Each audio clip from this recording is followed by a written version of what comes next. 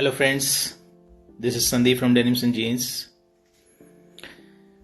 We are living in tough times. The world is changing as we know it. There are lockdowns everywhere. People are at home and factories are closed, malls are closed, stores are closed. So the world is actually changing as we have been living it for last many years or decades, and it is not going to remain the same also. And this is the same situation everywhere around the world. In most of the countries, people are under lockdowns, and people are coping with the situation in different ways. So I thought that I'll speak to some of my friends from the industry from around the world and to get the views on how they are coping with this situation, what they are doing, and what are their views about the near future, what's going to happen in the near future, especially related to our industry. So today, first of my friends who is joining me in this chat is Stefano Aldighieri from USA, a famous man. Most of the people know him. So let me try to add him and get his views. Hi Stefano. Let's chat. Hello. With him. Yeah, can you hear Hey me? Sandeep. Good evening. How's it going? Yeah, fine. Good morning for you. I hope the connection is okay. Yeah, everything is okay. At home in a lockdown and just trying to cope to spend the time at home. How's the situation in Palm Springs? You're in California, Palm Springs, no? I guess we're kind of in the same boat because California has been in the lockdown for about a week now. And I'm sure it's not as strict as it is in India. Things are still pretty relaxed over here. And that's, I think that's actually going to be a real problem going forward. The way you guys in India are doing it seems to be a little bit tighter, more similar to what China did. And I know it's going to be really difficult for a lot of people, and India also has the other issue that there are literally millions of people who don't really have a home. So there's no such a thing as stay home for them because they don't have a home to go to, and all the people who are living on the side of the streets or under the bridges or even on the rickshaws or out in the countryside, I think it's going to be really difficult for a lot of them. So even if in theory the plan is good, enforcing it is going to be a little bit difficult. Yeah, I know, but actually we are happy that government has made a lot of provisions for all these people, and they seem to be working for the moment, and let's see how it goes in coming days. But the whole idea is that somehow we need to stop this disease from spreading, and that's what absolutely. most of the governments are doing. Absolutely, and that's so. Sorry. Yes, sorry. Please go. Sorry. No, I was saying that's absolutely the only way to stop it, and unless we take it seriously and people start doing the right things here, it's going to be a really bumpy ride for a very long time. So what do you think? How are you coping with this situation? What are you doing? In terms of personal level, what are you what are your activities you are involved in, and at professional level, professionally what you're doing? I came back from Europe actually the day after, 2 days after they blocked all the travelers from Europe, and the thing is, I don't think I'll be able to travel back to Europe for a while now because it's going to take a while for them to get things sorted, and I think they're going to have a ban for people coming from the US because we're going to be so relaxed about it that things are going to get out of control here. And so I don't think I'll be able to go back for a few weeks. So Can you speak a little louder, Stefano? Can you speak a little louder? Sorry. Yeah, can you hear me now? Better? Yeah. Or I need to Yeah. get a little closer to the microphone. And yeah, as I was saying, I'm pretty much in the same boat as most people. We cannot travel, and we have to try and do some work from home as much as we can. You know very well that in our job, it's difficult to do everything remotely. We sure can use the technology to communicate, but when it comes to product, there's not much you can do. You cannot really show a garment, or you cannot touch it. You cannot really have a good feel for that, anyways. And on top of that, pretty much everything is frozen. So as you know, all the stores in Europe, in the States, in many parts of Asia are shut down. So there is absolutely zero commerce going on. There's zero trade.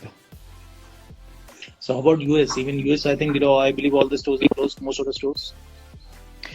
Yeah, well, actually, there's about 30 states out of 50 that are actually not doing anything, which is mind blowing, and they're taking it in a very nonchalant Lightly. way, very lightly, which means they ignore the problem now, and they're going to make it 100 times more difficult tomorrow. It's pretty much what happened. I think what happened in Italy as well when they had the first cases. People really didn't pay much attention. They didn't think it was a big deal, and they all carried on doing whatever they were doing. They were going to the beaches, they were going skiing, and to bars and clubs, and the thing just spread out like wildfire. The same thing is happening here. I think a couple of weeks ago, you all saw the videos of all those idiots down on the beaches of Florida during their spring break, and they were completely ignoring common sense, and they were just acting up like either they didn't care or the problem would not affect them, which obviously is insane. So, the other states where the government is not taking action, everything is working. Like, all the people are going to office and flights and everything is working out there. No. Most international flights are canceled. Domestic flights are down dramatically. Most stores in all the states that have some kind of lockdown, all stores are closed except for groceries and pharmacies and essential services. So here in California, basically everything is closed. Restaurants are closed, bars are closed. You can still get takeout from restaurants, but you cannot go and sit inside. And yeah, and then you see the usual nonsense where people start stockpiling things they don't really need, and they start hoarding stuff.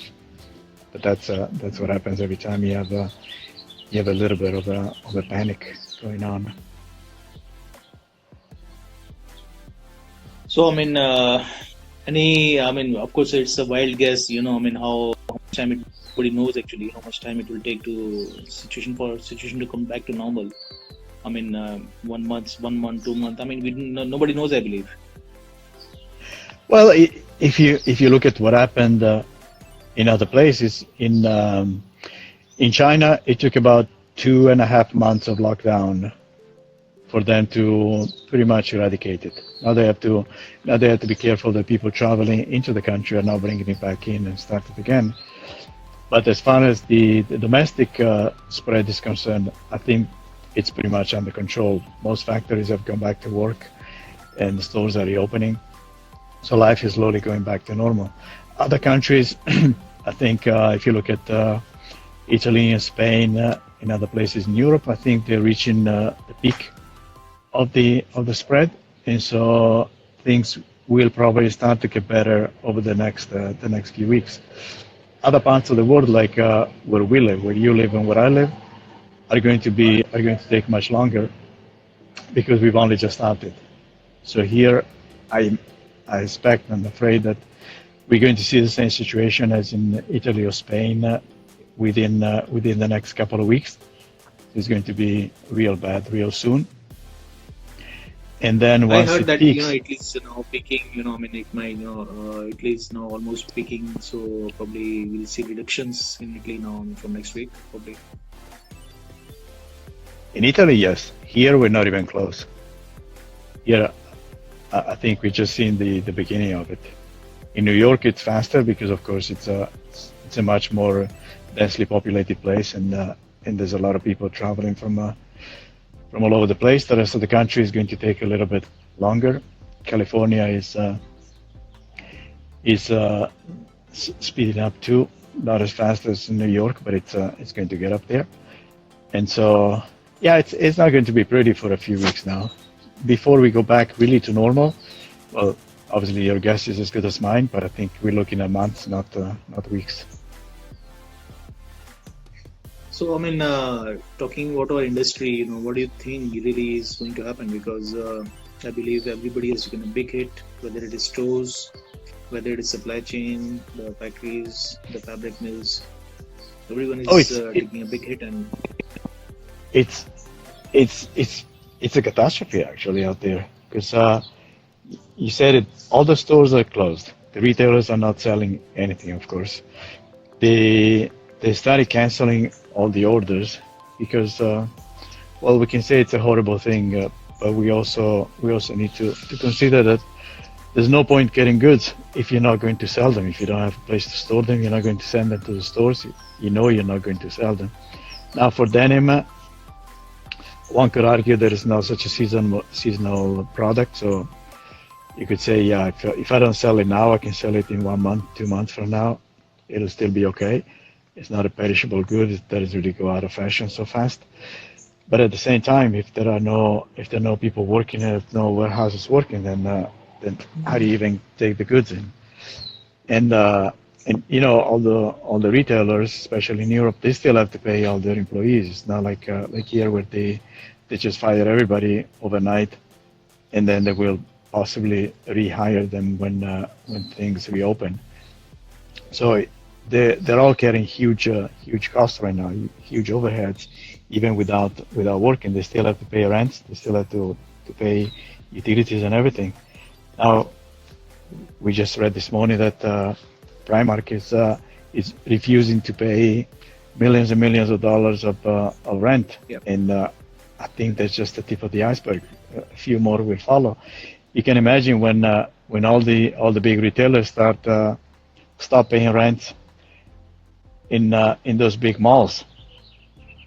Those are going to go bankrupt. There's no other way around it. And and on the other end, the really tragic side is along the supply chain, because everybody's now pushing the buck to the next up to the next stop. And of course, factories are not making anything now, and they're not getting paid for the work they've done, even if canceled. The fabric companies, obviously they have to stop producing, but they also have fabric that was shipped to factories against orders that may or may not be paid, and they can't count on any new orders going forward. So they're going to be stopped for a while. And then the yarn and the dye stuff and the finishing product. So the whole chain is affected,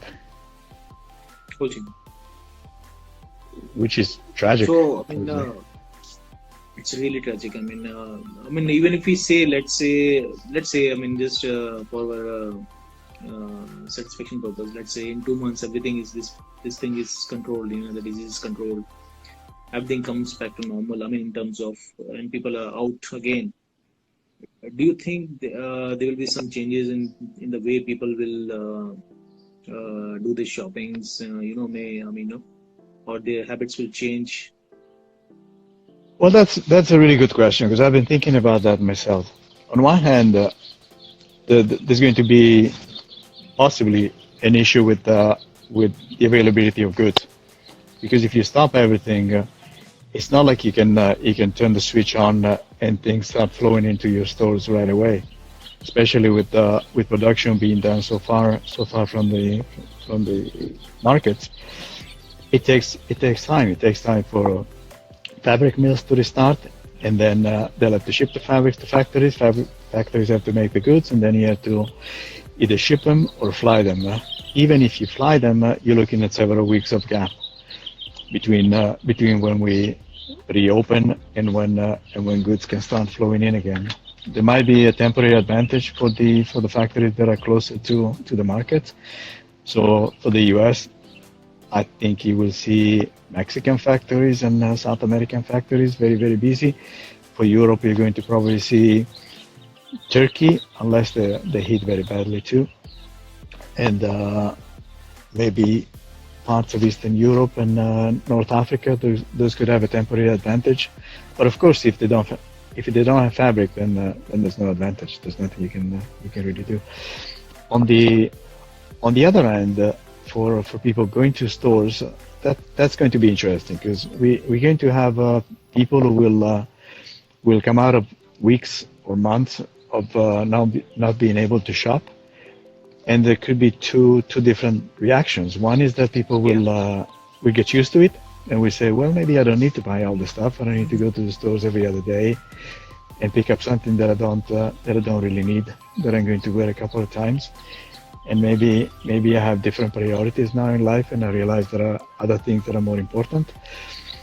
Or there could be people that are so desperate to go back to see some fashion. Shop hard, they shop hard, Maybe Yeah, they might go back and go crazy again. But I think availability is going to be an issue because if we all cancel orders and we all stop taking goods in, there is going to be a gap between when we reopen and when we get goods. And granted, most retailers, most brands have warehouses full of goods at any given time. So it's not like even though we all try to practice very lean inventories and all that, if you are buying from offshore, you have to buy fairly heavily, and then you spread your drops in the stores over a few weeks. So they will have some inventory, but then again, if we reopen in a month, it's one story. If we reopen in 3 months, it's a completely different story because one season is blown already. One season is pretty much gone. We have to see if we lose 2 or 3. 2020 is going to be a really, really bad year. And the other thing, of course, is that even the winters also, you think? Well, we don't know, but at this point, we really have no idea. I think the winter we might be back to kind of normal, but there will still be some issues because of the forced closure. So I have a feeling that some of the brands and the retailers that were already shaky before they shut down are probably not going to be able to reopen, and some of the factories that are being hit now by the cancellations will not really have the means to go back to work, so they won't be able to rehire their workers and restart. And same with the fabric mills, unless you have a very strong financial backing, it's going to be difficult. So it's going to vary. Some governments will have to take extraordinary measures to make up for the difference, and they will try to prioritize what is best for their countries. Looking at some of the retailers, I always, with the way that things are canceling, I thought that probably, thought that which occurred to me maybe was that instead of canceling, if they're just, if there was kind of a moratorium, let's say like 2 months or 3 months, and, just put the things on a standstill and then you restart the dialogue again regarding the same orders. I believe that probably could have been a solution. I don't know, but they know better, they know the situation better. Yeah, there's no easy solution.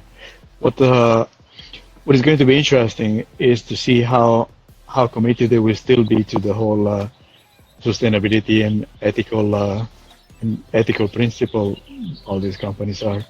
Because one thing is to say that you're committed to doing everything socially right and ethically right and environmentally right when things go relatively well. But when you're in an emergency like this, you tend to forget those things, and they were all racing to who was the most sustainable company out there up to a few weeks ago. I want to see how many of those are really, really serious about it, and how many will stick to those principles. Because being sustainable means also taking care of your partners in the supply chain. And I know it's a really, really difficult thing to do, because at some point you have to decide what you're going to cut, what you're going to sacrifice. And unfortunately, it's human nature to take care of the ones that are closer to you than the ones who are far away and you don't even see. So there's no easy solution. We'll have to see. So, any positives you think coming out from the situation? Any positives, positive fallouts? Well, positive. Yeah, we have to try and be optimistic, right? I think this situation can bring out the worst of us, the worst in us, like people price gouging or taking advantage of this, which is absolutely unforgivable. But there's also a lot of people who are showing a lot of compassion towards the other. They finally realizing how much incredible work all the people in the healthcare world are doing, like all the nurses and doctors and janitors who work in the hospitals, and they live really hard lives for not such a great financial retribution, and they don't even get a lot of satisfaction most of the time. We take those things for granted, and I think finally people are realizing that those are really important parts of our society. The fact that people are not shopping at all, like I said, maybe it will convince people that there's different priorities, and they will try to go and find something that is more durable and better quality than disposable. And the other thing that is great is that I don't know if you hear the bird singing. Nature is blooming right now with less pollution. My friend in Milano said that the air is clean in Milano. We can breathe finally. I saw pictures of the canals in Venice with the water so clean, and they have dolphins swimming there. Dolphins swimming in the canals. I saw some dolphins swimming in the canals. It's incredible. So I know it's not gonna last, because by the time we go back to normal, we start again with the nonsense and pollution and cars everywhere. But it's a little break for nature. So if you want to find some glimpses of optimism, that's probably one of them. Yeah, I mean, in India, how polluted Delhi is, and Delhi is getting so, we got a fresh air after such a long time, and we can, see now so many new birds which we have not seen for such a long, which we don't see in the city, and in some parts of the country, some animals which were considered extinct are now being seen near the city, so which is something very strange. Yeah, we're back. Okay, now we're back. Yeah, we're totally lost actually. Yeah, I don't know if it was a problem here or there, but the whole internet is under a lot of pressure right now. Yeah. Because at home there's nothing, except the internet. That's what you can use. Yeah, I don't know if there's enough bandwidth right now to accommodate for everybody being online at the same time. So, big test. So we just missed the talk. So we were coming at the conclusion and the final thoughts. Anything you would like to say as a final conclusion or something? No, I think we just have to realize that we're all in this together. There's no winner. There's only losers in this thing. We need to have common sense. We have to realize that even if we think that it's not going to affect us personally, we can affect a lot of other people around us. So let's try not to be completely stupid about it. And the more common sense we have, the shorter the so-called sacrifices are. Because yes, we complain that we have to stay home for a few weeks, but there's people who don't have homes, and it's a lot worse for them. There's people who don't have even a little bit of savings that they can rely on to carry through the next few weeks. There are countries where governments are not in a position to help people as much.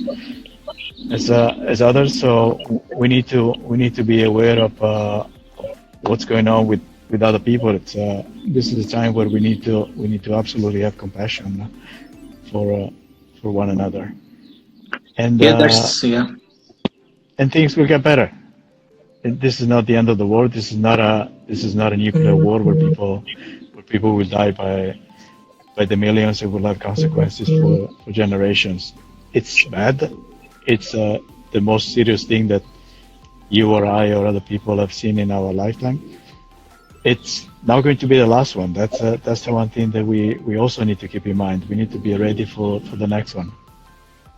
Yeah, I mean, this might be a beginning. Actually, we don't know. So I mean, Yeah, as it's you going to said, happen again.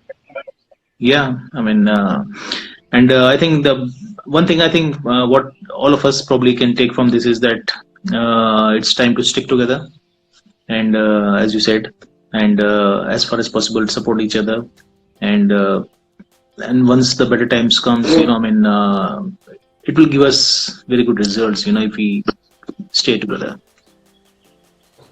Yeah, and when things do turn around, it could be faster than we think to get back to normal. We just have to be positive. Absolutely. So take care, Stefano, and Thank you, my friend. thank you so much. Thank you so much for your time. And I see you have a wonderful garden out there with a lot of trees, and so that looks beautiful.